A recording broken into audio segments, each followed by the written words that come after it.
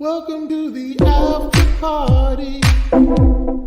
Welcome to the after party. Did you bring some snacks and treats? I hope you got me something to eat.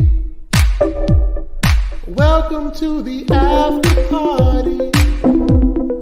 Coming to the after party. I've been waiting here all day to act like a fool this way. Welcome to the after party. Join us in the after party. Oh, chocolate and gabbing, maybe some microphone grabbing at the after party.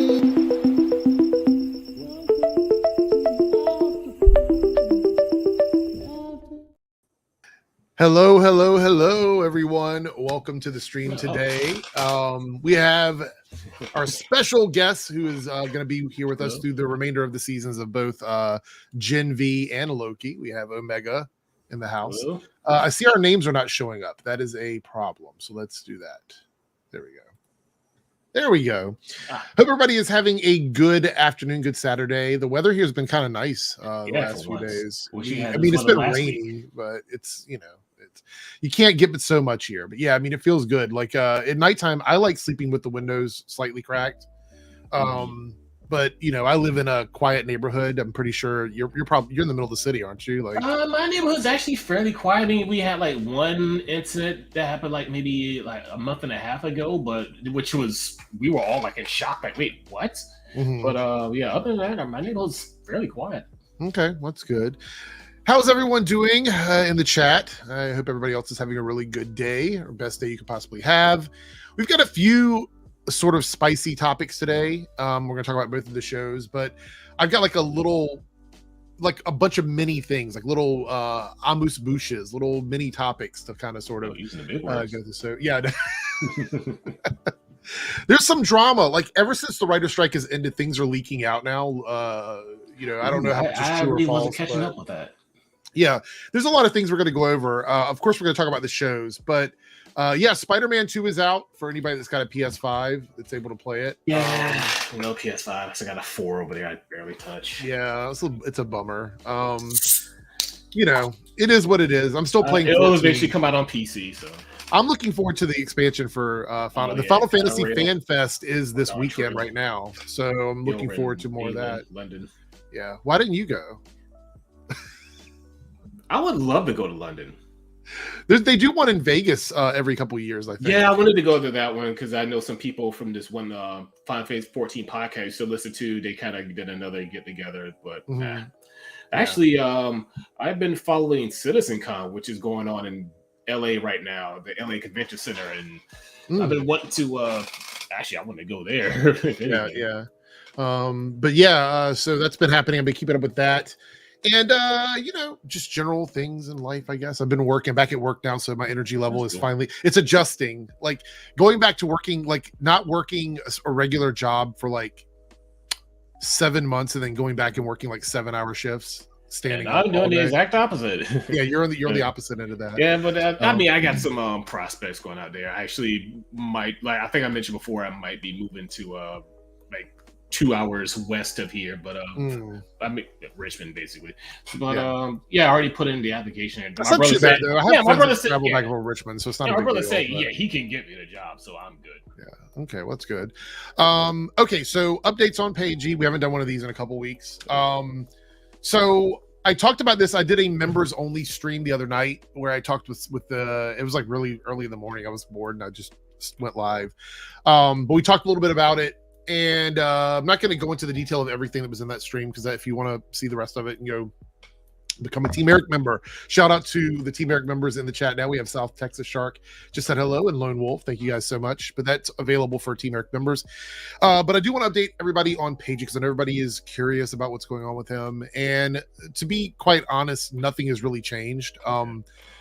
When I heard from him back last month, he said to plan for him to be gone for at least a month. and then he would return. So that's about a week away from now. Will be a month. So if I don't hear anything from him in the next couple weeks, I'm going to assume that he's just not coming back.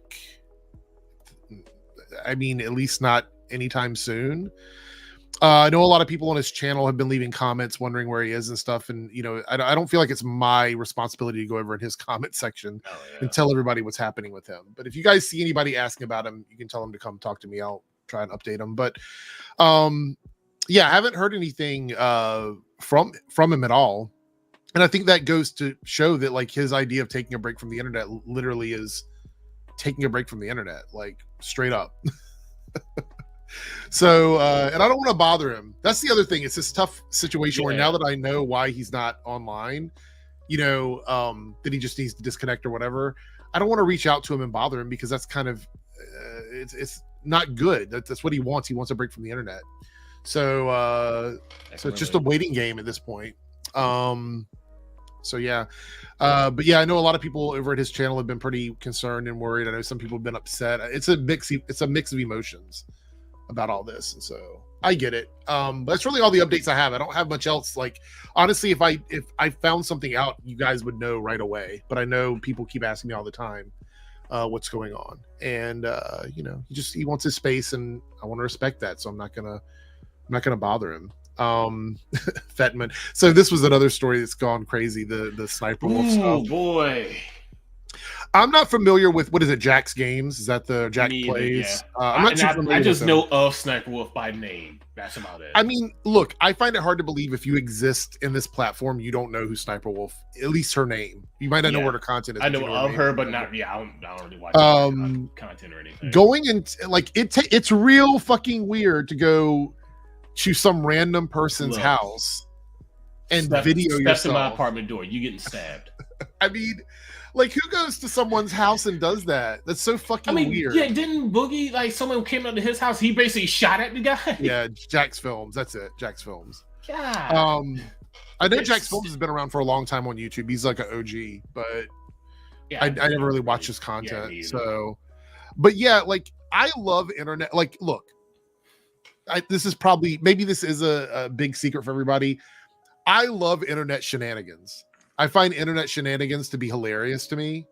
I've always loved the art of trolling when you really know how to do it. I'm not talking about the ad hominem like bullshit trolling. I'm talking like really good fun trolling that makes everyone laugh. That's the lighthearted trolling, not like the malicious, you know, make you in your life trolling. Yeah, I'm not about like going to someone's house or something like that, and I mean, that's just dumb shit.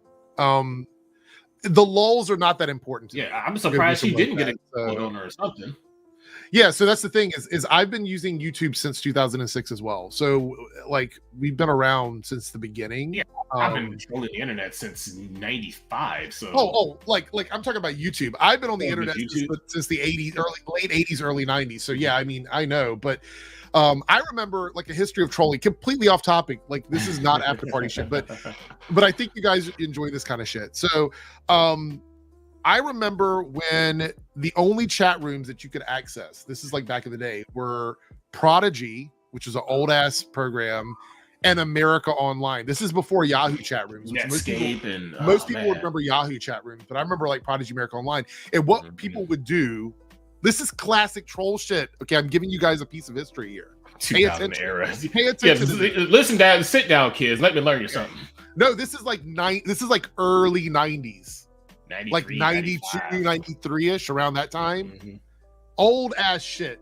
Back in the beginnings of the internet. Back in the Big Bang happened. 56K. Oh, yeah, 56K. Oh, my God. I used to be in this chat room on America Online called Male Point of View. That was the name of the chat room. It's irrelevant. There was a bunch of chat rooms that had names that didn't, like, no one paid attention. Well, I was in the AOL chat room that said Final Fantasy 7 sucks. Everyone thought the game was amazing. We just thought everyone was just talking about it way too much. Basically, each room was like a little community. That's all it was. It was just a community of people. Okay. So we had this person named Ferret Chick, who I guess she raised ferrets. I never really understood why her name was Ferret Chick. Maybe she like ferrets. And all fact up. Instead of all fucked up, it was all fact up because you couldn't use like bad language and stuff on America Online. they took trolling too far. There's a reason why I'm telling the story. So we used to go to this thing called bulletin boards. They were like you could make your own bulletin board, and it was like imagine Reddit. It's like Reddit, but you graphics. could make it was nothing. It was all text. And these two people were fighting with each other constantly. And everyone sort of knew each other. They were DMing with each other back then and stuff like that. You could send pictures. They were bad quality pictures, but you could send pictures. You couldn't do videos. Good luck trying to send a video. But someone on the bulletin board decided to post someone's work information, which was not known to everybody. And back then, this was really the Wild West. There were no rules, none. You could do just about anything you wanted to do in the 90s internet. You just didn't, because there's like an unwritten rules. Right. Like, this is stuff you just don't post, but some people did not. They posted the person's job and then posted their nudes, like the nude photos that they had sent them in confidence or whatever. And their whole family ended up seeing it and stuff. It was awful. So that's trolling. That's when trolling goes too far. Like the stuff that if it leaves this platform, it's gone too far. Yeah, it's just stuff like, hey, your mama, hey, you said this stupid thing about something. You suck. Like, yeah, your mama, whatever. Yeah. I'm in it for the laughs. I like the humor behind it. I don't mind some good trolling, but yeah, I don't like when stuff leaves the internet. And I think that went too far. Plus, YouTube did not enforce its own policy because Sniper Wolf is a massive draw. And she's hot, so yeah, she could do whatever she wants. Everyone like Philly D, all the usual like people that were talking about it, Moist Critical, everybody was talking about it and saying that, YouTube needs to enforce its policy, and they weren't doing it. And look, I'm not team Jack's Films or Team Sniper Wolf. I don't watch either one of them. But yeah, I do not go and do stuff in front of people's houses. Like, it's just not. It's shy. Just straight up. This is America. The humor is not. It's not worth it. Like, it can be funny on the internet without it being in IRL. That's just the way. So anyway, yeah, she got a slap on the wrist. She'll get her monetization back. Which, by the way, okay, let me. I want to point something out, and maybe this isn't something that's well known. When you reach a level of like a Sniper Wolf or a FaZe Clan or something like that, or iShowSpeed, whatever, they do not care about monetization. Monetization, like ad revenue, is the least amount of money that they make. They make money off of brand deals. Yeah, brand deals and stuff, because they still have the numbers. They still have that audience. Yes, it does hurt them, and they do want their monetization, obviously. But basically, the brand deals, the partnerships, the spokespeople stuff, all of that, they make way more money off of that. Ad revenue is probably at the bottom of their concern. However, that ad revenue probably does fund some of the people that work for them, like editors and stuff like that, which means that they want the ad revenue, but it's not something that they have to have. So yeah. Like I said, I've talked about this on members only streams or whatever. I know a lot about the internet. Like, I may not have my channel like 1 million subscribers or whatever, but I understand the processes and how things work because I'm very interested in that part of it. So I've always been very fascinated. Yeah, we've been following since we were young kids. In your case, probably I was one of the first people on YouTube to ever be monetized. YouTube had monetization for people like Tube Granny, Renetto, the Boring Dispatcher. There was a bunch of early people on YouTube that were monetized because YouTube handpicked them. But when the monetization system rolled out in the late 2000s, there was a group of like 100 people that got monetized in that first batch, and I was one of them. I remember because my channel got really big in a short amount of time, and they offered monetization. I was one of the first people, and then I took a break. This is the thing. People wonder why my channel kind of stalled out. Right after I got monetized, I started live streaming on a site called Blog TV that doesn't exist anymore. And I stopped making YouTube videos for like 5 years. I was wondering what you were doing. Yeah, my channel just went stagnant. And then I came back to YouTube to review like Flash and Arrow and all of those shows. So there was a half a decade where I wasn't doing anything on YouTube. It's really funny. Yeah, so the YouTube ad block thing, Skybound, good to see you. I don't know. I don't have an answer. Like, I don't like being centrist. I don't like standing in the middle of stuff unless I absolutely have to. And so when it comes to the ad blocker thing, I'm not one of these creators where I'm like, ad block, Oh wait, nobody no. should be using. That's my Discord. No, that's my Discord. I use this. I use this web browser. There's no ad block, and I have had App Brave. I have had absolutely, because a lot of people, they'll get those. Just gonna go to YouTube right quick. Don't laugh at my recommends. Oh, who's this asshole? Jeez. Anyway, yeah, I get no sort of right, because a lot of people, they'll get that little splash screen saying do not do ad block, blah blah blah. I got none of that. Absolutely none of that. Well, I will say this: when it comes to the ad situation on YouTube, I see two sides of it. I'm not sure which side I'm on just yet, but YouTube wants to make more money. So they want people to pay for premium, and they want more ad revenue, and they can sell more ad space if advertisers know that their ads are not being blocked. So I get it. I understand from that perspective. However, I don't think the ad system works really well for users when you have to sit through like 2-3 minute ads. I think that because that's why I don't even use it on my phone anymore because of this. Because I get no ads from using it on my from using it on my desktop, but on my phone I get ads every 15 goddamn minutes, and I just do not use it on my phone anymore.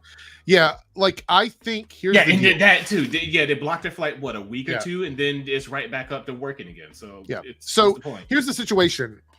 I think in chat, let me know if I'm right about this. I don't know if I am, but I think that people who come to YouTube, say for example, you go to a creator's channel, you come to my channel, okay, we're all here, and there's an option to super chat, there's an option to join, there's ways to support the channel.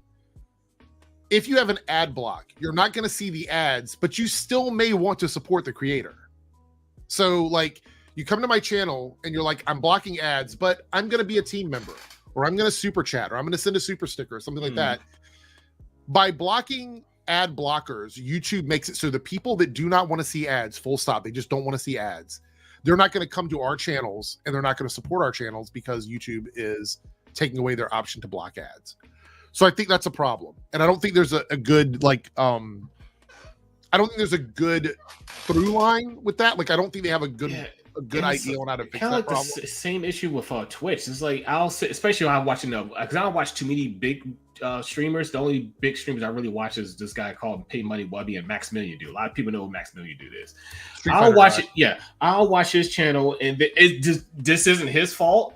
And a lot of other ones, it's not their fault, but they will have an ad running every 15 minutes, especially if he's doing something like cool combo or whatever. And right in the middle of that, it just goes to the ad. I'm like, so I'm trying to figure out what I want to do with my Twitch. And this is, some people over here may also be on my Twitch. I haven't been live on Twitch in like a week and a half. The ads over there are atrocious. It's really bad. I've tried to do streams over there, and it ruins the flow of my stream because I will be in the middle of a topic, and then all I will see is like ad. Like something, like people will chat there in an ad because they can't see it. And I'm like, so then I have to pause and wait, watch the countdown, and then go, okay, let me pick back up here. It's really frustrating. It really is as a creator. Here's a perfect example of just how annoying those ads are. I was watching a live stream on YouTube about this guy who Review Tech USA. You probably heard of him recently. He actually donated. He was just scrolling through Twitch or whatever. He was he see this thick Asian girl. Cute thing. So it was one of those titty streamers or whatever. So he donates like I forgot how much he donated. I think like $50 to her. It's like however much you donate, she'll like get around and like dance for like however long or whatever. So he donates the $50 to her or whatever. I forgot how much it was. She turns around, start dancing. 7 out of 7 ads to start playing in succession. He just gets so pissed off. Like, this is why people don't want to come to this site. This is why people use ad block. It's a mess. Like, yes, if you sub, ads don't show up, but here's the problem with that is I have pushed subs on my Twitch channel a lot, and you can do it for free if you have Amazon Prime. Like, you can literally get a free sub for somebody's channel. It's just one channel. I usually rotate my sub around between which hurts creators because if somebody is subbed to a certain channel and they're in their sub period, they're not going to go to another channel and watch it because of that problem. And I've tried to do stuff over there. I really need to figure out what I want to do with Twitch. I think I'm just going to do gaming over there. Because you can simulcast now. Yes, which is good. That's a good thing. Like I could be doing this and over at Twitch at the same time. But I'm not sure if I'm ready, if I'm set up and ready to do that. And although StreamYard makes it super easy to do that. We'll I actually see. may start doing that more. Sometimes I think like, should I stream? No, then my antisocial side just gets the better of me, and just my freaking introverted side is like, nah. All right, let's talk about some stuff. We got Avatar live action photos are coming in. I have to say, I'm gripe with those. Yeah. I have we'll get. Are any of them these photos here from these characters or no? It's Azula. I'm not liking how live action Azula looks. Okay, we'll get to her in a second. But this looks amazing. Good. This looks fucking amazing. I love this, and I know a lot of people are mad because he's not very big in the first season, and I know that's where this is supposed to be. Yeah, it's like you're not supposed to see it. Nah, who cares? We know who Ozai is. Yeah, I'm wondering how they're going to figure this, like how they're going to incorporate this. By the way, these costumes look beautiful. I think they did a great job with these. This right here. Yeah, go ahead. I was going to say they're very close to the source material, but working for movies also. Because by the way, not gonna be a 1-for-1. Perfect fucking casting. Oh god, he looks perfect. Perfect fucking casting. I loved him on Kim's Convenience. I've loved him in Mandalorian and Ahsoka. He is such a fantastic. And he streams here on YouTube. I don't know if you guys know that or not. He's a streamer here on YouTube. He does a lot of like unboxing of like geek stuff and everything. He does gaming. I gotta look his channel up. Okay. Yeah, definitely check it out. Cannot wait to see what this is going to be like. I'm like, okay, this is really good. Perfect. All right. Yeah, my only gripe is here we go. I don't know. So what's your gripe with this? I want you to lay it out for you. What are you feeling here? I think it's just her face is a little too wide, because especially when we look at the cartoon, she has a very thin face. I guess that's kind of throwing me off. But so it's just the live action. It's probably just the live action transition. It's probably did her hair a little different or had a different makeup. I have a very round face too. Like my jawline and stuff is very round and very oval. Right. And a lot of times that does throw people off. I'm not too concerned about it, honestly. It's fine. It's just so these are just photos, and for me, a photo is enough to give me an idea of how the person looks. But I'm not so some of the other actors, like obviously Paul and Daniel, who we just looked at, they have a track record. We know how good they are at acting. We know what kind of they can bring. What are you gonna say? Ozai is Dr. Han. Yeah, from the Good Doctor. I saw the little. Yeah.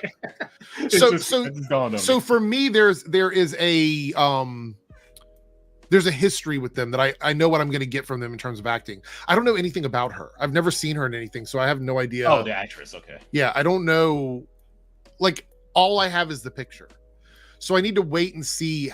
Because she might be absolutely great. And we may forget about it after the first episode. I don't know. I have no idea. Once it comes in motion, whatever, it may look a little. It's just, that's like my only minor nitpicks, that she looks kind of weird. Okay. Other than that, she looks fine. I'm going to, another thing is you do a lot of like art and stuff where you do characters designs and everything, so you know a little bit more about that than I do. So type of stuff, for me, I'm just gonna wait and see how she is in this show first. And I think this is the last picture we got, which is gosh, I can't remember his name now. Not Zuko.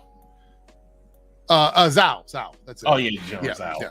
Okay, got it. Why his name just completely left my brain. He's kind of a minor character. Only really shows up in like the first 2 seasons, really. Yes, but another actor that I'm familiar with, I remember him from Lost. I believe that's the first thing that I saw him in was Lost. But just very, very, very, very solid casting. The Fire Nation looks stacked at the moment in terms of like the looks and everything. So I'm super, super excited for this. I think this is going to be a lot of fun. We got a couple super chats here. This is from Naruto. We're not on this topic yet, but let's read this out. Team Airrick member for 19 months. I've got a theory. A side plot of season 4 of The Boys will be about stopping the new super. Okay, we'll get to that when we get to the Jim. I got some thoughts and theories. Yeah. We'll get there. Actually, I'm going to keep this starred. We'll come back to that. Yeah. Cody here with the $2 super chat. The only controversy is, I heard about that as well. I'm a little concerned to see how that's going to affect the show. But we'll see how it goes. Lone Wolf says here, sorry I missed the last few streams. More took my time to chat. Well, glad to have you back, Lone Wolf. Hope everything's okay with you. Now. So getting back to this though, I don't know how this is going to work out. We'll have to wait and see, Cody, and we'll come back to that when we get closer to the show release. I'm excited for this. Did you watch all of the seasons of I'm Avatar? watching it right now. Okay. Like during this week, whenever I just eat lunch or dinner, or whatever, I usually either rewatch either DS9 for the 80th time or Avatar. Yeah. So I think I am at the end. The pictures look like AI. I don't think so. AI looks really bad. Nah, that'd have been like 5 hands or like 4 different fingers into one finger with AI. AI's fucking with everybody. I think everyone thinks everything is AI now. Yeah. If something is AI, you think it's real. Because AI can look really real until you take a look at their hands or writing. Avatar, but I'll check it. So look, you're gonna love it.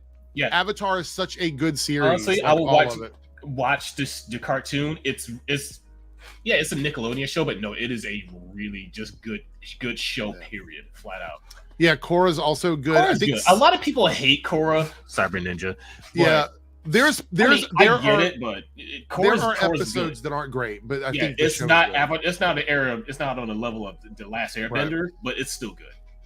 And we're getting a bunch of movies too, so there we go. Okay. All right, let's jump into some Marvel news. We got 1, 2, 3, 4 things to run through with Marvel. These will be quick though. Deadpool 3 is not going to release on May 3rd. Instead, Captain America: Brave New World will take its place. This isn't a huge shock to me because they're not done filming Deadpool, and so getting shifted around isn't a big deal. Captain America coming out early though, that's quite interesting. I'm assuming that Captain America doesn't have a time-gated connection with anything else at the moment, because I think Deadpool does. That's the issue. I think something in Deadpool ties in with time travel, and it affects some of the other projects that are coming out. And Captain America obviously doesn't. So they're shifting Captain America. Captain America is going to come out in May. Deadpool is getting pushed back. I think this is a huge blow to Deadpool because I think everybody really wants that third Deadpool movie. And so I don't know how this is going to affect Captain America. What are your thoughts on this? Are you excited about the next Captain America, or no? It's the 4th Captain America movie. So I mean, this is also going to be about I forgot Falcon's name. Sam. Yeah, Sam. It's mostly be about Sam, right? Well, it's the follow-up to Falcon and Winter Soldier. Okay. Basically. I mean, I like Falcon. Well, Captain America now, but I need to see some footage or something from it. Yeah, I need to see something like what are they talking about? Like, what's their message? Like, who's the villain? What's the themes and all that? So we know that there's some stories in it. Like, Saber is going to be a character. We know they're going to introduce a new Falcon. So there are some things that we do kind of know. But I want to see. This is one of those movies where I need to see something from it, because Captain America, the Captain America trilogy with Steve, is one of the goated trilogies. I think it's one of the best trilogies. Which I totally slept on. I didn't see Winter Soldier until like almost 5 years after it came out. Yeah. So I'm excited for this 4th Captain America. I just don't know what we're going to be getting other than like rumors and stuff. Robert says Cap affects Thunderbolts or vice versa, which could also affect King Dynasty and potential of Young Avengers. Yeah, but but what I'm saying is I don't think that the release of it next year would have mattered. I think they could shift it around, obviously. Whereas Deadpool, I think Deadpool is going to connect. I think Deadpool is going to have something to do with the TVA. It's going to have something to do with time travel. Obviously, it's going to have something to do with mutants. So... Oh God! Please get me mutants. I've been wanting actual. Oh, I don't know if you had this in your notes or your news, but speaking of mutants, you see what not Brian Singer. Who's the guy who directed those first 3? Matthew Vaughn, right? Yeah, I don't know if it was him or the main guy who. Are you talking about the Storm news? About the Storm with Halle Berry? Yeah. How they basically tricked her into doing X-Men, which was god awful anyway. They gave her like a completely different script, and then I didn't have it in my notes, but we can talk about that for a second. Yeah. So basically, there's a reason why I hated those movies. Fox was dealing with Halle Berry potentially leaving to go to another franchise with DC, I believe, with the whole Catwoman thing, which obviously. Didn't work out. That Catwoman movie was a mess. Anyway, so they wanted to get Halle back as Storm, so they came up with this idea to give the movie an intro.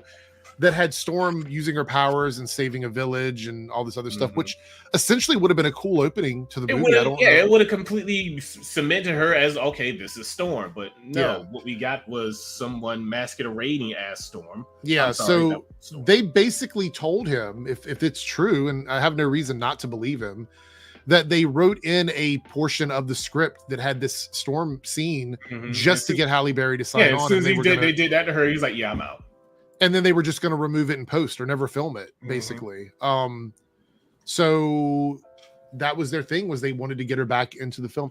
Storm got done dirty. By the way, I want to point this out, and I'm sure a lot of people here might know this, maybe not. Dirty. But Storm is one of the most popular characters in Marvel Comics, and clearly one of the most popular X-Men.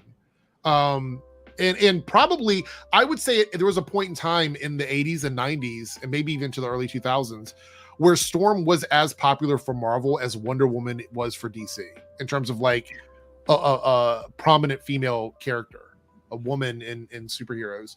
So to treat her that way is kind of disrespectful, because she's a lot like, they propped up Mystique as like this massive X-Men character when like, Storm is right there. Yeah, and it's like that's oh my gosh, another thing that pissed me off so much. It's like Mystique is a D-class mutant. I mean, I like Mystique, she's cool, but she is not on a level of even especially Jean Grey with the even not even counting the Phoenix.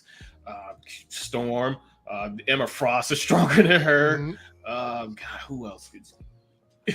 I ain't gonna say Jubilee. That's kind of insulting.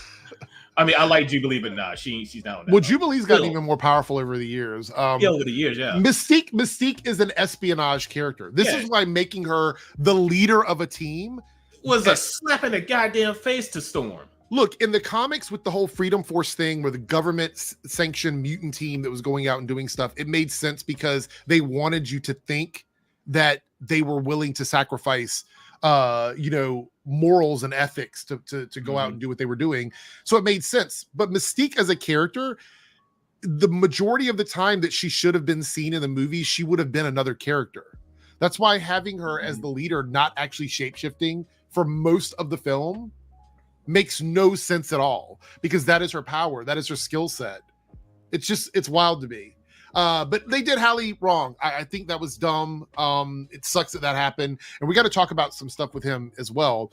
The next thing we want to mention here is that this is so there was an interview being done by Joanna Robinson, who did a podcast with some people talking about Marvel stuff, and a lot of this news is coming from her. I'm not sure how much of it is true or false, but one of them here says that Kevin Feige was reportedly pressured by Disney into announcing new Marvel Studios projects, including Fantastic Four and Armor Wars, during the Disney Investor Days 2020, despite them being nowhere near ready. And it says Kathleen Kennedy was also pressured into announcing new Lucasfilm projects. To get that stock price up. Yeah, that's why they did it. Yeah, I mean, everyone, I want to remind you that these are corporations, they're companies, they're studios, they do not care about anything, they're not going to do except for the money. Yeah, it's like it's like corporations. It's like you're supposed to bring value to whatever product or service that you're bringing, but it's like, no, we watch. Somewhere along the lines it changed to, no, we're getting money to the shareholders. What gets money to the shareholders isn't necessarily what's good for the business, and they don't care. The investors investors get money back, they invest money back into it. That's how things work. But again, like what works, what gives the I'm so freaking pissed off, man. What makes the shareholders money isn't necessarily what's good or what brings value to the actual product or value or to service that the company's bringing. It's just so Anthony here, remember, for 37 months is the Bob Chapek era at that time. Yeah, that was when all the streaming stuff was happening. A lot of the bad business decisions that Disney made were during Bob Chapek. And it's like if the business or whatever if crumbles, who cares? The CEO jumped ship to another freaking company. Talking about Avatar, we didn't mention the M. Night Shyamalan movie, a $2 super chat from Naruto. There is no war in Ba Sing Se. That movie did not exist. There is no war in Ba Sing Se. Yeah. Thank you for the super chat there. I appreciate it. Yeah, so creativity and capitalism are antithetical to each other. I know people find that hard to believe, but there's a very thin like Venn diagram where these things cross over. Oh, the problem is capitalism. Is like, no, the problem isn't capitalism. The problem isn't capitalism. The problem is crony capitalism. Yeah, that's what's screwing everything up. It's like I said before, it's a business is supposed to bring value to a product or service. Yeah, if this is not what we have now, we can switch to something like this, which is probably better. Yeah, it's probably better. Yeah, is that better? Let me know if it's better. I don't mind switching. You don't apologize. I know some people have sensitivity to flashing lights, bit rate, and all that kind of. Yeah. If this is better, let me know. I think this is probably better. Yeah. So art and capitalism cross over, and they it ends up being a situation where they will support the art as long as the art is making them money. Mm-hmm. As long as the shareholders and investors still giving the money. So, oh, I like this. That's why NFTs got that huge bubble built up, and then people realize, wait a minute, these things are ugly, and I don't want this. Then it just completely crashed. Yeah. No problem, everybody. Look, you guys know I'm not. If there's an issue, just say something. Hey, let us know. No big deal. All right. Face fine. I'll leave. Yeah. So Emmanuel here says Joanna Robinson's a great reporter and comes from her and two other authors on the reign of the MCU. Yeah. I'm not saying that she's not telling the truth. I'm just saying that we need to be mindful that things that are said about people without them making a statement, I don't always totally 100%. I like to hear more than one opinion about stuff typically. So yeah, but the problem is it's always about show me capitalism where they sacrifice money for art. I don't see that happening ever. It should be when you make a better product or something or make a better service, but no, it's like I keep saying again, it's like if I keep repeating, it's what we have is not true capitalism. Now, I'm not like a total socialist. I am a whatever the F worksist. They might take a chance on something, but they're never going to sacrifice money for long term. I'm like, hey, if communism works, it works. If socialism works, hey, let's do it. If capitalism works, Steve, let's do it. What we got ain't working. It's giving us a Star Trek salute. Always welcome here. Okay, so let's move on to the next topic. So Marvel Studios reportedly shocked by Ant-Man and the Wasp: Quantumania's negative reviews. So apparently they were shocked that movie underperformed. And it was Ant-Man. Yeah, I think it was an okay movie. Yeah, it was fine. It was Ant-Man. Right? I don't think it was an awful film.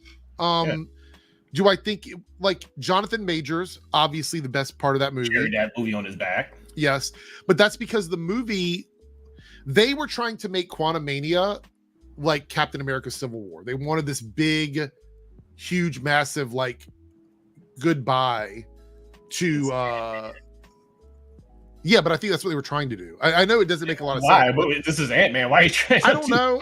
They needed that Kang movie to come out, and they didn't want to risk a Kang movie, just a movie about the quantum realm. So they thought Ant-Man, the Wasp, Quantum Realm, they'll just make it together. Yeah. But the problem is that the first two Ant-Man movies are like heist films. So this one, even though it has a heist element, it was a much bigger film than that. And I think they sacrificed a lot of heart of what Ant-Man and the Wasp is. And I think that was the problem. So somehow Ant-Man 3 was more serious than Thor 4, even Thor had Jane dying from cancer, and that's just odd. As much as I liked Thor Ragnarok, Thor 4 should have been like a straight contrast. It should have been like, because especially Gore the God Killer is a very serious character, especially if Jane was dying from cancer. It should have been a stark contrast from the happy-go-lucky, funny action comedy that Love and Thunder, Ragnarok was. And this should have been like just serious, straight up. Yeah. Sort of like straight up drama. That's what I'm looking for. So I disagree with this statement somewhat. Let me tell you why. I don't think the entire DCU is an example of capitalism where it was sacrificed for art. I believe that the studios thought that Zack Snyder could pull in billions of dollars for them. That's what I believe. I don't think they said, hey, here's a blank check. Go and make a bunch of shit movies because we want you to get your art out there. The entire reason that Zack is no longer working for Warner Brothers is because he wanted to make art and they didn't want to pay him money. Yeah, if the Snyderverse, I mean, as much, even though that movie was freaking 4 hours long, the Snyder cut actually was good. Yeah, I don't have a problem. I've watched that multiple times. Yeah. I don't have an issue with that. If they would have just broken that up into like maybe 3 or 4 movies, it would have been fine. A sacrifice for art would have been to let Zack finish his vision. Mm-hmm. Yep. That would have been a sacrifice to art, not giving him a chance to make some movies. I said earlier that they will take a chance, but they're not just going to write blank checks for art. Mm-hmm. They're not going to do it. It doesn't make any sense. So they don't care if the product is good as long as it makes money. But again, they were doing the Snyder cut to try and bring subscribers into HBO Max. Yeah. He said, hey guys, look, we got the 4-hour Snyder cut. You want that? Subscribe to HBO Max. Rewinding here what I said, they will take a chance if they think they can make money. They're not doing it. It wasn't a sacrifice. The entire purpose was to try and get subscribers for HBO Max, and then it didn't work. Thus, they stopped advertising. Once they didn't pull in the numbers that they thought it was, they completely forgot. If they were sacrificing art, they would have put Batgirl out. But they didn't. Yeah, and people wanted to see it, but no, it was like, nah, it's cheaper to have a tax write-off instead of actually putting it out, putting money behind it. It's going to cost us more to release this than not. So, the Snyder cult thinking it was a grand conspiracy to undermine Zack's vision. Look, I think I don't want to feed into conspiracy theory because I don't necessarily do that. But I will say that at the end of the day, a company's main goal is to make money for the shareholders. For the top end. That's it. Because you see it in the gaming industry so goddamn often.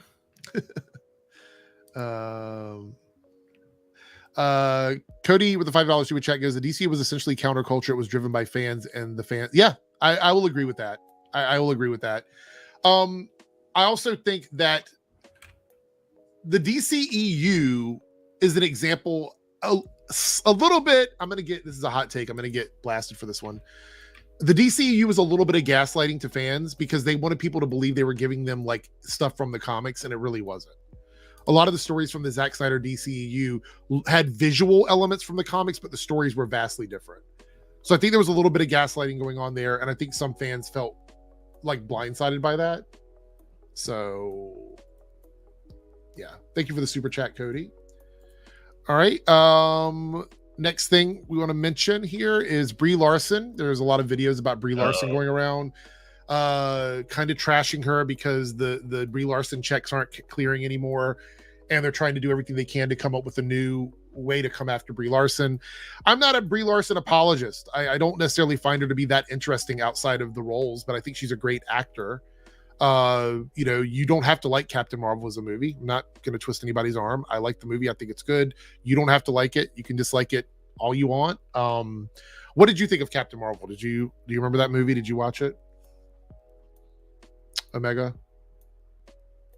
Oh, did you bug out for a second? Yeah, my internet. Sorry, guys, my internet's kind of okay. What did you think of Captain Marvel as a movie? It was fine. I liked it. Okay. It was okay. I thought it was pretty good. I like Captain Marvel. She's one of my favorite characters. Ms. Marvel, the one from the 80s and stuff, has been one of my favorite characters for a very long time. So I was happy to see her come to theater. So I went into it excited. That's what I wanted. But I say this. I like Captain Marvel when Rogue's involved. And then we all know what happens when Captain Marvel and Rogue get together. And then Rogue gets her Captain Marvel powers and becomes like one of the strongest mutants. I think one of the best stories in comic history in Marvel is the Rogue Captain Marvel storyline or Ms. Marvel storyline, Carol Danvers, because I think it's quite interesting that we have Marvel, then we have Ms. Marvel, and then we have Rogue, a character that can absorb memories and powers, right? Who goes too far with Captain Marvel. Because Mystique told her to keep going, and Rogue's like, no, this is wrong. And she ends up retaining more of Captain Marvel than she expected, basically depowering and wiping Captain Marvel's memories. Putting her in a coma. Much. Yeah. Then Captain Marvel, or Carol Danvers, goes on to become Binary, which is another powerful character. And then we get her with her Binary powers, and then she gets her Captain Marvel powers back, but Rogue retains her powers. Rogue became a far more interesting character once she had this issue with Captain Marvel, with Carol Danvers. Which, again, those crappy X-Men movies got it all wrong. You have to remember that Rogue, still to this point, this point in comics, unless they've changed something recently, there's a million different versions. Was essentially Captain Marvel without the energy blast. She had all of the Superman-esque powers of Captain Marvel. She was actually at one point the strongest character on the X-Men physically. She was stronger than Colossus at a certain point. Yep. And that made her a vastly interesting character. Rogue's like era of being popular, especially when it came to Gambit and stuff, were after she absorbed Carol Danvers' powers. It's around like what, mid to late 90s or so. Well, I mean, yes, the 90s was really when she really shined, but I loved her back in the 80s during the Outback era of the X-Men when they were trapped in Australia and the Brood stuff. Yeah, so I loved all of that. So I've loved her for a really long time. It's been a while. Yeah, so for me, all of that was great. The Genosha era, all of that stuff for me was great. And so I really enjoyed that. But getting back to Captain Marvel, so Brie Larson, they're saying in the interview that she grew disillusioned with Captain Marvel due to internet trolling. Coming after and stuff like that. So what do the trolls do? They troll her again because that's the thing you do, I guess, is to bother someone to the point they want to quit their job or whatever. It's pretty sad that they have to go back to fucking with her. Yeah, I ain't got nothing against Brie Larson. It's like, okay, yeah, she said some weird shit before. It's like, whatever. Well, they keep going back to a 2016 acceptance speech from her. That's their big thing, is the 2016 acceptance speech. And I'm like, you don't have to look. I'm not telling you have to like her. I'm not telling you have to go support her movies. I'm not saying anything like that. All I'm saying is that if you dislike someone so much that you have to constantly go back to something they said from 2016 to harass them, you might want to reevaluate like what you're doing with your life. Yeah, it's like, okay, did she say anything against that pissed you off recently? No? Okay, just leave her alone. Okay, so here's the next thing I want to talk about, and then we are going to get into our reviews here. The Marvel's heading for a 75 to 80 million opening, roughly 50% lower than Captain Marvel's 3-day early box office look. I got some tough love for everybody here on this one. I hate to say this, but this is the point of the strikes. This is the point of what they're doing. Why do you think they're not allowed to advertise and do interviews and stuff during strikes? Why do you think that is? Think about this for a second. This goes for like the Hunger Games, anything that's coming out right now, Blue Beetle, all the stuff that came out. What is the point of the strikes and them not being able to advertise or being allowed to advertise? The point is to hurt the studios financially. This is a result of a successful boycott. That is what this is. And I know that hurts because we want these movies to perform well. And watch the anti-woke crowd will say, see, look, why do you have a bunch of women on TV screen? One of them happens to be black. Oh my God. And then look at them. These numbers are lower than what they used to be in the old movie. Shut up. God. And you can disagree with why they're doing it. Like, you can say, this isn't how I would handle it, but this is how they have chose to handle it. This is how they've chose to do this, is to not promote, not advertise. And I mean, did you see, they don't even want them wearing Halloween costumes in line of movies that are after the strike started. Really? Huh. Yeah, it's a bit much. There's some people complaining about that. Yeah, because I know there was this one guy on, there's been whole sort of drama that was on TikTok between this one guy and, well, basically just two people on TikTok, and just long story short, one guy actually was kind of like, "Hey, look, all right, there's this strike going on. I'm gonna try to get my foot in the door." Actually, there was several other TikTokers that do it. One in particular I'm thinking of. I ain't gonna put his name out there like that, but yeah, it was kind of like people were kind of getting on him for like even advertising, even talking about these shows when during that while this is still going on. Yeah. Hell's Bells here goes, I don't understand. The actors and writers said at the start of the strike not to boycott and whatnot. They said we should keep watching stuff we care about. They want us to. They don't want us to not go because they think we would be supporting the strike. But they also know that without promoting this, it's going to affect the sales. They know that. It's weird. Yeah, it is. This whole strike thing is weird. You're an artist. You work really hard on something. You want people to support it. But at the same time, you know that the only thing that speaks to the studios is money. I think it's kind of like how Dave Chappelle is about the Chappelle Show, because he walked away from that, and he even said they didn't really pay him what he was worth. They didn't fully pay him for that entire series. So he's like, hey, look, watch it on wherever you can. If you want to watch it, hey, that's cool. If you love it, that's great. Don't give those people money, because I didn't get any money from it. So he's like, yeah, pirate it if you want. I don't care. So Serenity, this is a funny statement to me, because I do think there are other factors. Let me tell you what the other factors are to this movie's lower sales, right? There's no buildup between this movie and another movie. It's literally a movie kind of out on its own. Yeah. Filling up some plot lines from 2 shows and a previous film. The marketing machine for Marvel hasn't been marketing this because they haven't been able to, because the actors are striking. So that's another big factor. The other movie was in the perfect position to make money for the studios, which is between 2 massive movies. I've acknowledged that before, but that is part of a successful campaign. It's not like that happened by accident. They put it there on purpose. They knew what they were doing. They scheduled that movie exactly where they did so it would make money.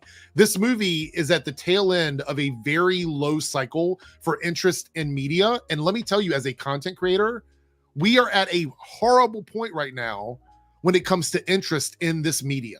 And I'm not talking about just superhero movies. I'm talking about entertainment in general, especially movies versus TV shows. The numbers are coming in. Channels that cover this kind of content are getting much, much lower views, and people's eyes are turned away from this content because of the strike. That's a massive issue. One thing I will say is I do not believe that female-led superhero fever has died down. We've only had 3. We've had 3 major female-led superhero films. Wonder Woman, Black Widow, and Captain Marvel. All other movies that have had women in lead roles have been sharing that with a man. So you can't tell me that we've had 1,000 male-led superhero movies and that's okay, but after like a handful of female-led superhero movies, all of a sudden now nobody wants to see them. I don't believe it. Nah. Sorry, I don't believe it. Don't believe it. All right, there was the Ghostbusters, but no, we don't. That was just a victim of a bad script. That movie just wasn't good. I don't think it had the actors could have worked in another movie. Yeah, all the actresses in that movie are hilarious. It's just they didn't have a good script. Yeah. All right, so now we are going to talk about the shows. We're going to start out with Loki. This week's episode of Loki, we went back to the 1890s, I think. Well, it was before the 1890s, but I think we ended up in the 1890s at a certain point. Yeah, 1892. Something along those lines. Anyway. I don't remember exactly. We had Loki and Mobius finally finding out where Ravonna, Renslayer, and Miss Minutes are. So that was one of the big things we had in the episode. We hadn't seen her all season. And finally she shows up, and she is helping Miss Minutes to plant the seeds for He Who Remains so that the cycle will continue. That whole thing between Miss Minutes and Ravonna was hilarious, but we'll get into that. Well, yeah, well, I mean, you can talk about it now if you want. What about the whole thing? No, it's just that because after watching it, I was kind of like, is Ravonna falling for? Is she falling for Kang? Yeah. Then it's like, oh, Miss Minutes wants Kang. Well, I kind of get it because she's his creator. The way they had Miss Minutes in frame, you could see the disgust on her face whenever he was Ravonna just talking to Ravonna. Yeah. I was like, wait a minute, what? And then when she straight up backstabs her and just pushes her out the boat, I'm like, oh yeah, that was quite a moment there. But you can see that. I it's really funny to me because I know Miss Minutes was prominent in season 1, but Cody, Miss Minutes is thirsty as fuck. Yes, exactly. Cartoon cloud. She's creepy. Yeah. Yeah, so it was 1893, but it started 1860. Yeah. Okay. Yeah. But I loved how Miss Minutes was just kind of off in the background with the little twisted lips and the side eyes and everything. I thought that was fucking just hilarious. Rolling her eyes at it all. That was like, oh, wait, yeah, what? That was What's great. going on here? That was great. So Ravonna, Renslayer, and Miss Minutes are carrying out their orders from Timely or He Who Remains. And we see that this is a big loop, basically. Because I had wondered, we talked about this last week about whether or not we were going to see the original, like He Who Remains, the one that we meet later on, if we're going to see him. And I know he says he's not the same one, but then we get this weird thing like maybe he is the same one and he just doesn't know it. What are your feelings on this? Because we kind of deal with this episode. Yeah, he is the Kang from the sacred timeline. So he's the one that he will eventually just takes over and becomes He Who Remains that we saw the last season. So this is like I say, it's all just one giant loop. This is probably his contingency plan. He knew this was going to either one or two outcomes are going to happen. It's like, okay, if this happens, go back in time, give me this book, and things are going to go ahead and just go throughout this course from there. So I think he's the Kang from the sacred timeline. It's being that this is his timeline. He wants to preserve this one.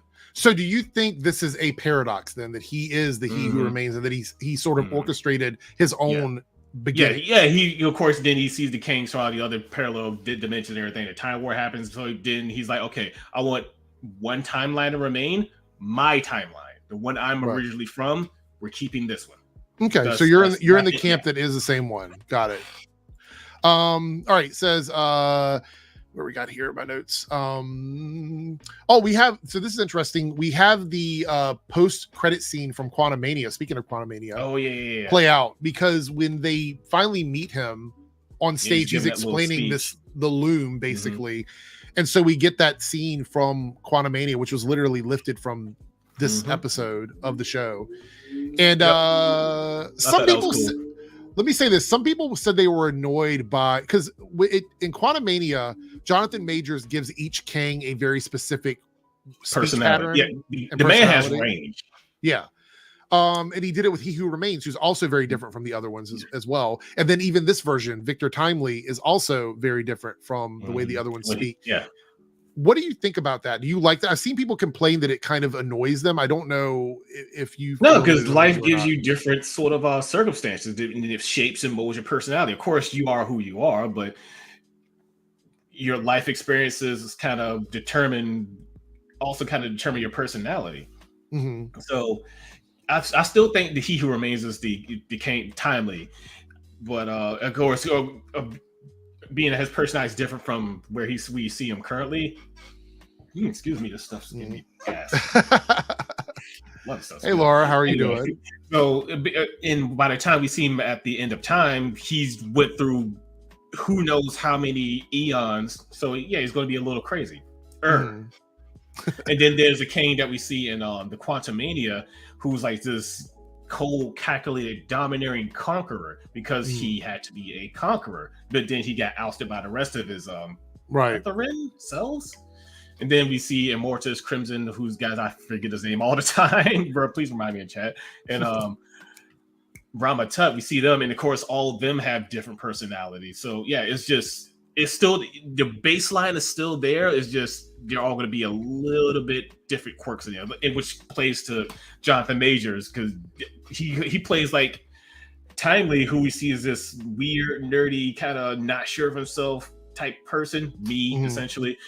And then we see Kang from Quantumania, who's, like I said, it's cold, calculated, domineering personality. More of like the comic book Kang that we know of. So, also, it seems like the loom, he wanted to use it as a power source for the Earth, like to power the whole world, basically. Yeah, I think that was just talk, honestly. You think so? Yeah, he wants to build that thing probably for some other reason.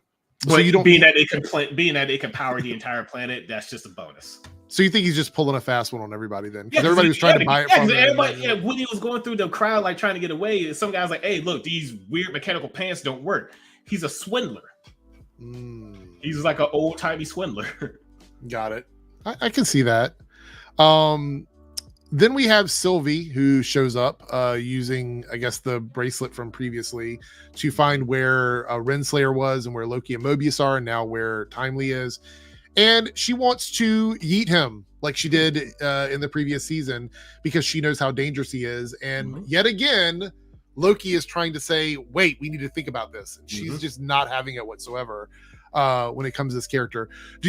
Are you in the camp of like, yes, this person is going to be bad, we need to get rid of it as soon as possible? Or do you think they should just take their time and, see how this is going to play out? Because we know Kang is a dangerous character. We know that. We know what can become of. They also need him, right? But is this like a Minority Report thing? Are we assuming that every Kang is going to become evil? Pretty much. Not totally sure. Not sure at all. But we get some pretty cool fight scenes and things like we get a giant Miss Minutes looking like a ghost, which was kind of funny. This rampage, that was funny. Now, something that's said earlier in the episode is when these people want to do a partnership with Timely, he's like, I don't do partnerships. And then we get the scene where Ravana and Miss Minutes and Kang are in a boat going to the other side of this river. And she mentions partnership. And you see him, he had his hand on her hand and then he pulls his hand away or whatever. And they end up kicking her out of the boat. Miss Minutes and Kang because of the word partnership. I think that's a big red flag that Kang will never work with anybody, or at least that he has no interest in working with anybody in a partnership way. What do you think about that? Did you see that coming or no? I honestly didn't see that coming. Well, until you see Miss Minutes like kind of like, yeah, that's right, push her off the boat, and that's why I was like, oh, okay, Miss Minutes probably convinced him to get rid of Renslayer. Yeah. So you think it was more manipulation than anything? Yeah. Let's see what else we got in my notes here. We get the creepy Miss Minutes stuff where she wants to be a person. That was really weird. So they go into his workshop and she's like, oh, you could have done so many things with me, like given me a body or whatever. And it was really creepy. So it makes me wonder, like, is Miss Minutes, like, how is she powered as AI? Because we know she's like a light construct. So how is she powered? I'm not totally sure. It's probably that weird 31st technology that he gets from the other Kangs. As far as like, hey, look, you can make an AI like this, like I have. Oh, really? How you do it? Okay, here's how you do it. And then he tells him, it basically just shows him how his other cells tell him how you can make that. And then that's probably how Miss Minutes became. Miss Minutes is probably his particular AI, and I bet once we get into the other Kangs, they're probably gonna have something similar. Yeah, well, she seems to know a lot about him, which is creepy because when you have an AI that doesn't go away and it's just been around for thousands and thousands and thousands of years, they know all your secrets, and guess what? They record it. They're AI. They don't forget things. It's kind of, think it becomes kind of like how droids are in Star Wars. After a while, when you don't wipe their memories periodically, they eventually become sentient. Yeah. And then we get the ending where there's a fight scene and it ends up that Sylvie doesn't kill Kang and he goes away with Mobius and Loki, and she's left with Ravana, and instead of killing her, she sends her to the end of time where there's a decomposing body of He Who Remains in the palace. And Miss Minutes goes there and she's like, there's some things that you don't know about yourself that I know or whatever, and she wants to tell her. What do you think the secret is? What do you think it is? I have no clue. I'm wondering if she was in a relationship with Kang before and she doesn't remember because her memory's been wiped. Possibly. I don't even know where to begin on that one, or where to even speculate on that one. I'll wait till the next episode to find out what happens there. Yeah. So this is my favorite episode of the season, I think, so far. I really enjoyed this episode. This is probably a good solid like 9 out of 10 for me. I didn't really have a lot of issues with it.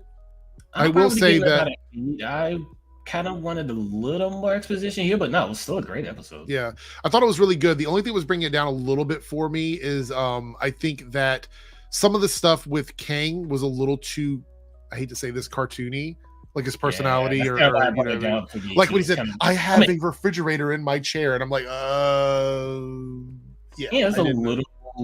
Yeah, that's kind of why I brought it down a little bit, but still, it was a little too cartoony. But I still laughed out loud hard when Miss Minutes just became this giant ghost clock, which was funny. That and the whole love triangle. Yeah. Zombie Kang, that would be quite scary, actually. Renslayer will be the new He Remains the season who will replace it. Well, that would be interesting if they did that. That'd be interesting. Let's see if we have anything. That's interesting. We have a comment here from Laura here about Jonathan Majors. No, nothing. I don't think anything new has come out yet about. If it is, I haven't seen it. I will say this, that Marvel as a corporation is lucky that nothing has been done, because if he would have been convicted, that would have made it really hard for them to the whole thing turned that was actually my brother who was calling while I was on the phone with, because we were all on our way to Richmond to help my sister move. which I may be moving in with her anyway. We were just actually watching the tape back. Watching the tape back. I was kind of listening, like, all right, did I sound terrible? Like, oh, I sound ugly here. I need to speak up more here. Anyway, we were talking about Jonathan. We were talking about Jonathan Majors because, of course, we were talking about Loki and the podcast we were listening to on the way. It was like, okay, how does Ezra Miller? How do they get an entire movie released when this mofo was freaking convicted, actually kidnapped somebody, and and all he gets is like what, maybe 4 years, not even 4 years jail time. He got like pretty much a slap on the wrist for kidnapping. Jonathan Majors gets accused, the case dropped, the charges dropped, and he still loses his endorsements. Yeah. And his management team, his public relations people, like he pretty much all of that, and his role in Marvel almost was in jeopardy. Well, like, that's what I think is. I think that that what we're getting right now may be everything from Jonathan Majors. If they go to court and he's found guilty of anything, I think they will definitely change things up for the big Avengers movies, because that's the next time we're supposed to see him. But I think that right now they're in a position where they don't have to answer for anything, because it's he said, she said stuff. Yeah, right half now. Those charges have been dropped anyway. So it's like, so at this point, if there's any charges brought up, they're probably so minor, it's like, who cares? There's people who've done worse. So, all right, we're done with Loki now. Can't wait for next week's episode. We're going to be talking about Gen V. We're going to go through this. This week's episode was quite interesting. So there are, again, spoilers as always with everything when we talk about it here. And just general Yeah. So this episode was basically a Mindscape episode. We found out at the end of last episode that obviously everyone knew Kate was the one manipulating everybody, and it's a lot more layered than we thought. We found out this week. So she is in a self-induced mental coma, I think, sort of like. Yeah, because at the end of the last episode, she goes up to not Emma. Emma, the one who can shrink and grow. He goes up to her, and all we see in the last bit of the episode, she just grabs her head and she just says, "I'm so sorry." Right. Come to find out, the end of that episode was basically like, you're going to remember everything I told you to forget. Yeah. And it's like, oh, she's really reluctant in doing all of this. Kate's powers are really weird. So I thought she could just force people to do things and make them forget stuff, but she actually is similar to Rogue. She gets memories from people. Yep. So her head is full of memories from other people as well. And it seems like she doesn't have to just touch people. It seems like she can also... It's proximity. Yeah, it's like a proximity thing. So she's got this ability where it's almost like an Emma Frost thing at this point. It's like a Rogue / Emma Frost / I don't know. It's weird, but she pulls them into her mind to show them things about themselves. And we get a lot of really interesting information in there. Like, she's been doing this since she was younger, because her parents kind of locked her in a room and didn't want to be around her because they thought she was dangerous. Yeah, it's that freaking heavy duty steel door. I was like, God damn. And Indira was the first person to go and like have a really like one-to-one human talk with her, which is why she feels so compelled to do what Indira wants her to do. And so that begins her whole storyline. She has a actual, I guess, imaginary friend of Soldier Boy, which is... God. Soldier Boy is such a freaking weirdo. I know this is just in her head, but no, that is some bullshit Soldier Boy would say. Yeah. God. It was good to see him back, though. He was one of the most interesting characters from last season of Boys. But so she has that going on. That's kind of weird. But I like the transitionary stuff, like when they would see the door appear and then things would build up around it and everything. Oh yeah, that was a cool effect. Just very cool stuff. We got to see Jordan for the first time as both genders in the same room, which is something we hadn't seen before. I thought that was really interesting. I was like, when it says like, wait, I can't change, and then his female form walked through, I was like, oh yeah, that's why you can't change. So we found out that the reason why Jordan is in the position they're in for the school is because Brink used them to stop Golden Boy or anybody that tried to attack him. So basically like a bodyguard. Because let's be clear here, I believe that Jordan fed them a bunch of bullshit. Yeah, I believe that Jordan is one of the most powerful characters. Oh, yeah. Because that's why I said they have some of the most interesting powers. Yeah, so Jordan is there doing that. We find out more about Marie and her sister and what happened with them, or at least to some degree what she remembers because she was really young and that was traumatic when all that happened. Andre ends up revealing that he and Kate had a relationship before everything happened with Golden Boy. And you got to see Golden Boy again, at least his memories inside of Kate's head. And so quite interesting stuff there. We find out more about Sam because Sam and Emma are actually on the outside. So they're knocking the boots, you know, for the first time or whatever. And I still am under the impression that Sam has been, I don't know, manipulated by the Woods to see people as puppets. I feel like he sees everybody as puppets. Yeah, because I was even during that whole scene, I was like, oh, this is a sweet scene. They're getting together. Like, oh, okay, it's getting a little spicy now. All right. Yeah. And here comes the puppet. Hey, here comes the shit where he just sees her as a puppet. It's like, okay, this is weird. And I think the concept of seeing someone as a puppet is because he thinks he is a puppet for the Woods. Like he's a puppet for the Woods. I think it's like he starts that when anytime things get like heated for him or anything when he's like in a heightened emotional state, like when he was killing all those guards. It's like a coat mechanism. Yeah. It's like a coat mechanism, sort of. And when he was like, you know, starting to have sex with Emma, he was in a heightened emotional state and then he sees her as a puppet. So I think there's definitely some sort of like training that went on that kind of fucked with him. And so that's the situation he's in. But we get to see like how Golden Boy and Sam were getting blood transfusions with each other, which is how Golden Boy was so powerful because he was getting blood from his brother. Which makes me believe that Sam is a lot more powerful than we probably think he is because now I think of Sam as like an Incredible Hulk character. Yeah, like this episode, or like a Superman. Not to say Superman. I don't think no. I think he is the Hulk to Homelander Superman. I think that's what it is. Or Bizarro. Maybe. I kind of think he's more like Bizarro. Maybe. But he's definitely, I think the Woods. Okay, so outside of all that, I want to get to the Wood stuff. Let me clear up all the stuff with the kids. So they get out of Kate's mind and they pretty much decide that they're not going to hold anything against her because guess what? They're all fucked up. Yeah. So there's no reason to hold anything against her. They need to start building trust with each other.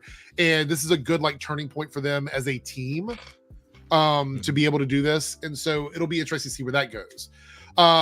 We'll talk about the Sam and Kate stuff here in a moment, but we find out that the Woods is working on a virus for supers. And initially they just wanted it to be something that slowed them down. So they couldn't really use their powers. One girl, she couldn't use her powers and she was just coughing constantly. However, it is deadly. It doesn't just make them sick. It actually kills them. Yeah, she was like up to dosage and keeping in her longer. It was like, oh. So I feel like I'm in this weird spot where I don't think that Vought knows about the Woods, but I think that some people at Vought know about the Woods. Like, they know what they're trying to do. They're like trying to control or subdue them. They probably don't know the details. They probably don't know it's Jessica. I don't think she knows it's a virus. Yeah. So they have this virus now, which 100% I think is going to play into the Boys season 4. Because even after the end of the episode, when they found their just basically death, all those boils on her, I'll start. Don't tell Butcher about this because he's going to want in on this 100%. Yeah, absolutely. So at first I thought they wanted to control supers, but now it seems like they want to make it a spreadable virus between supers, which. This is going to kill a lot of supers. Because when you think about it, if you have too many super powered people where powers you can't predict, you're not going to be sure whether they're going to be on your side or not. Get rid of color. Yeah, get the ones that you want quarantine. Cull the rest. Yeah. So it's quite creepy. And then we get the situation where Sam and Emma return to the team, and Sam wants to kill Kate because of what she did, and Emma talks him down. Yeah. And so this is our team. So we have Sam, Emma, Kate, Andre, Jordan, and Marie.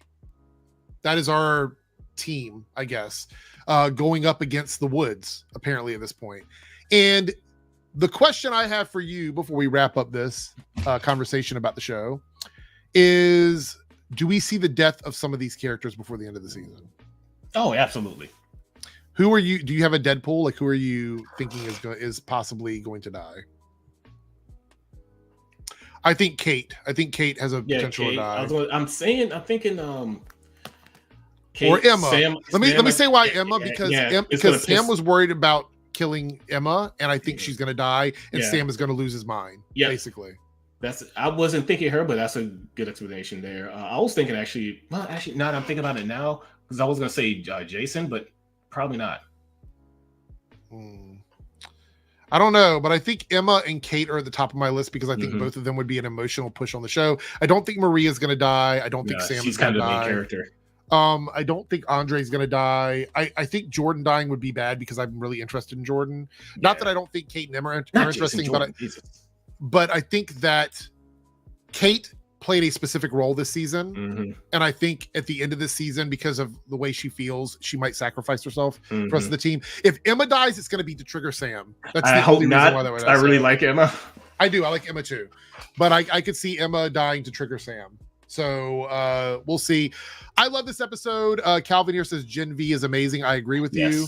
Hell's Bell says Andre and/or Kate. So you think Andre could be killed off? So it's quite interesting. Actually, that was my first thought too, Andre. Naruto had this. So I have a theory. A side plot of the season 4 of the boys will be about stopping this new super flu killing. The reason why I wanted to save this for now is because that was the same theory that I had. And I wanted to talk about this. I do believe this is going to be the carryover because they did say something from Gen V would affect the boys season 4, and I think it is this super flu. And I kind of think this kind of break. Well, there was one scene I don't forget what it is now. That kind of lets you know what. Oh yeah, I remember now where this actually takes place. I think this starts in the middle of season 3, and then it will end going into season 4. With Homelander killing the guy in the rally or whatever. Because he even said, when the guy even says like, "Wait a minute, you're a Russian, you're a Russian agent anyway." He says that to Soldier Boy. Say like, "Hey, I ain't no red-blooded fucking commie." Blood's red, but I ain't no commie. Also want to remind everyone, in case you didn't see it, that they did get renewed for season 2 of Gen V, so we are going to get another season of this. They said the sophomore year is going to be crazy, so I cannot wait to see what they're going to do with the sophomore year with these characters. Whoever he who remains or she who remains until next season, or they who remain until next season. I think it's going to be a lot of fun. So I'm enjoying the show. Again, another solid episode. How many episodes are left? I believe, what are we? This is episode 6? I believe so. So 4, I think 4 episodes are left, right? Isn't it 10 episodes? Like what, 10? Cody, where are you? You always know the episode counts. Does anybody know? I think it's 10. I'm gonna take a look right quick. Lone Wolf says can't super chat, but who's your favorite character so far? For me, it's Emma or Jordan.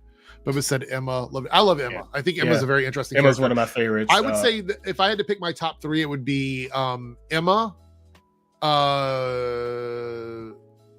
Marie. I really like Marie. Emma, Marie, and Jordan are my favorite characters. So yeah, for me is Emma and Monroe because they're actually, normal. Is it 8 episodes? I could see it being 8 episodes. It's an expensive show, so I wouldn't. So, we got like 2 episodes left in. Yeah. All right, before we go, this is I saved this for the end because I wanted to put a little respect here. Naruto with the $5 super chat says, keeping Chainsaw my thoughts today after hearing about his grandpa died. My condolences to Chainsaw. I know that he was very close with his grandfather, and I have lost a lot of people in my life, and I know how tough it is. And so for me, I know what kind of position he's in. Yeah, I lost a grandma this year too, and I want to say that was back in August. I want to say so. Yeah, we had to go down to. Me and my brother went down to. And it's actually our stepmom was our step grandmother. So even though they just took us in like it's like it was nothing, like they were she was our grandma. So yeah. So condolences, condolences to Chainsaw, and he's going to be taking some time away from the internet, so he probably won't see this, but yeah, it's still my thoughts are with him and his family. 8 episodes, okay, cool. Yeah, so we got 2 left. Yeah, so there we go. Anyway, that is pretty much it for today. I hope everybody had a great time chatting with us. Thank you so much for being here and hanging out. Again, next week we'll be talking about Loki and Gen V. We're getting close to that finale, and cannot wait to see what's going to happen. Shows, what else is out? I think for the rest of the year, there's not much of anything, unless we can find something Star Trek related to talk about. Hey, I can always talk about Star Trek. So I have been watching. I've been watching Lower Decks. I honestly don't like the first season. But I've seen bits and pieces of like the 3rd and 4th season. Well, the 2nd and 3rd season. Stick with it. They're short episodes. Yeah, it's like these clips are funny. When do we get to that part? I'm like, first season, I don't like it. By the way, I know that this is not a proper thing for Doom Patrol. Nobody's really reviewing Doom Patrol regularly. It's not getting much traction on YouTube. But this season, the back half of the season is better than the first half of the season for Doom Patrol. I'm really enjoying it. They just had a musical episode, which I normally hate. I absolutely loved it. Yeah, musical episodes are hit or miss with me. Like, no, it's really, really good. The musical episode for Strange New Worlds, I absolutely love, and I hate musicals. Strange New Worlds music episode really was amazing. Good, yeah. But yeah, so Doom Patrol's back half of their season has been really, really good. Oh, Lance is here. He might be joining us next week, hopefully. Okay, cool. Uploads new season and Goosebumps are both really good. Check it out. I'm going to check out Goosebumps. I haven't had a chance to. We will find something though. The after party will go on, even if we just talk about bullshit. That's how we roll. Anyway, thanks everybody for being here. And next week I will be announcing a new series coming to my channel. And it's going to be like a little game show podcast thing. I'm really excited about it. And we will be debuting it at the end when Gen V ends. Will be when we start the new stream each week. So get ready for that. It's going to be a lot of fun. And you guys will really enjoy it. Trust me, it is going to be a blast. So have a great night, everyone. And I will see everyone later. Take care. Bye.